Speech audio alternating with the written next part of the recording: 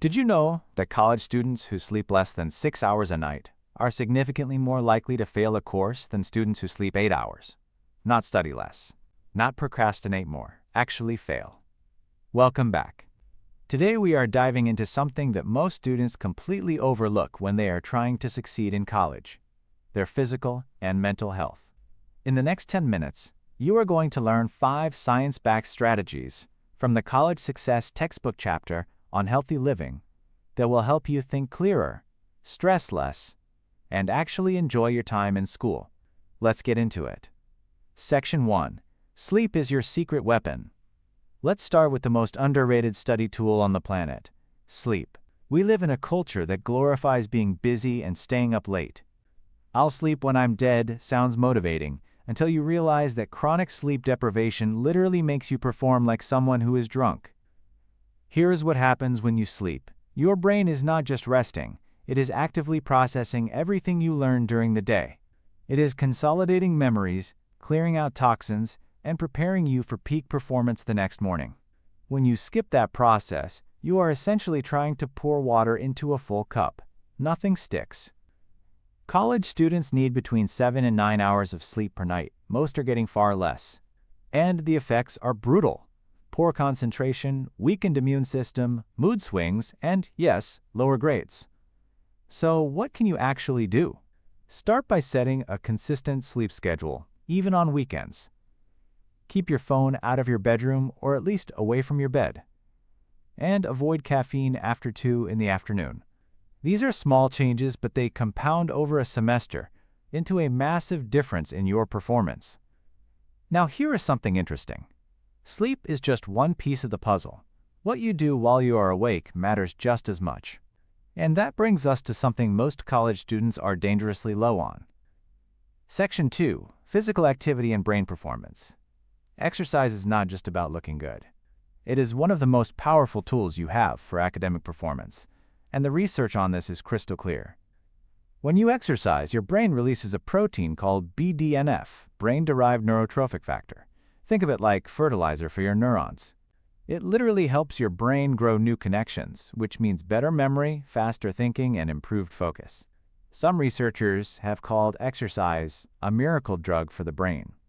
You do not need to become a fitness fanatic to benefit from this. Studies show that just 30 minutes of moderate exercise, like a brisk walk, 3 to 5 times per week, can significantly improve your mood, reduce anxiety, and sharpen your concentration. The challenge in college is finding the time. Here is the reframe that changes everything. Exercise is not a distraction from studying. It is studying. A 30-minute walk before a big exam will do more for your performance than an extra 30 minutes of cramming will. Use campus resources. Most colleges have free gyms for students. Walk to class instead of driving. Take the stairs. Start small, stay consistent, and your brain will thank you at every midterm. But what about the emotional side of things? Because, let's be honest, college stress goes way beyond just being tired or out of shape. Section 3. Managing stress and mental health. Stress in college is not optional. Deadlines, financial pressure, social dynamics, identity questions. It all piles up fast. The question is not whether you will experience stress. The question is whether you manage it or let it manage you. Chronic stress floods your body with cortisol, a hormone that, at high levels, literally shrinks the part of your brain responsible for learning and memory. That is not a metaphor. Ongoing stress physically damages your ability to retain information. The good news is that several proven strategies can interrupt the stress cycle. First, practice mindfulness or deep breathing. Even 5 minutes of slow, intentional breathing activates your parasympathetic nervous system. That is your body's natural calm-down switch. Apps like Headspace or even free YouTube videos can guide you through this. Second, know your campus resources. Nearly every college has free counseling services, and using them is not a sign of weakness. It is a sign of intelligence. Getting support early prevents small problems from becoming big ones. Third, journaling. Writing down what is stressing you out is one of the fastest ways to create mental distance from the problem and gain perspective.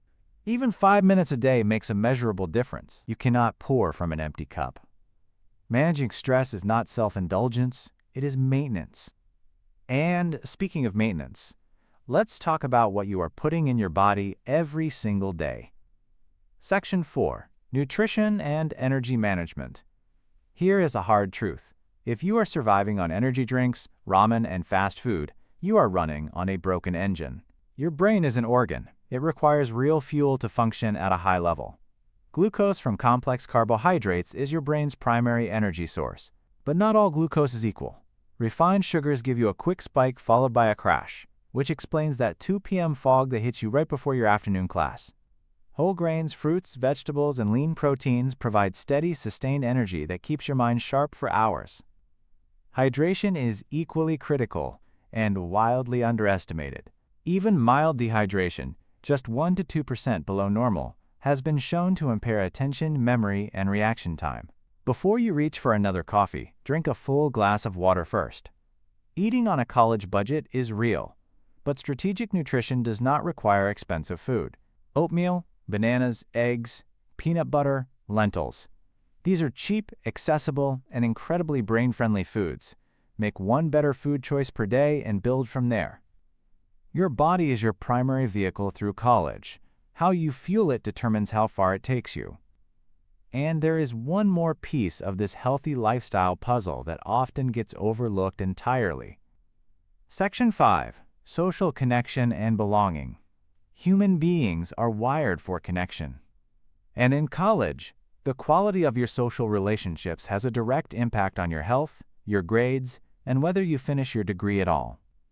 Research consistently shows that students with strong social support networks are more resilient, report lower stress levels, and have higher academic achievement than those who feel isolated. Loneliness, on the other hand, has physical health effects comparable to smoking 15 cigarettes a day. Building meaningful connections in college does not happen by accident. It takes intentional effort. Join one club or organization related to something you actually care about. Introduce yourself to one new person per week. Show up to office hours and build a relationship with a professor. These small actions create a web of belonging that will carry you through the hard semesters. Healthy relationships also mean setting boundaries with toxic ones. Protect your time and energy from relationships that consistently drain you without giving anything back. So here is the big picture. Sleep enough, move your body, manage your stress, fuel yourself with real food, and invest in your relationships. These 5 habits are not luxuries. They are the foundation of everything else you are trying to build in college. None of this needs to be perfect. Progress is the goal, not perfection. Start with one section from today's video and make one small change this week. If this video helped you, hit that like button. It genuinely helps this channel reach more students who need it. Subscribe so you don't miss the next video in this series. And drop a comment below telling me which of these 5 areas you most want to work on. I read every single one. See you in the next video.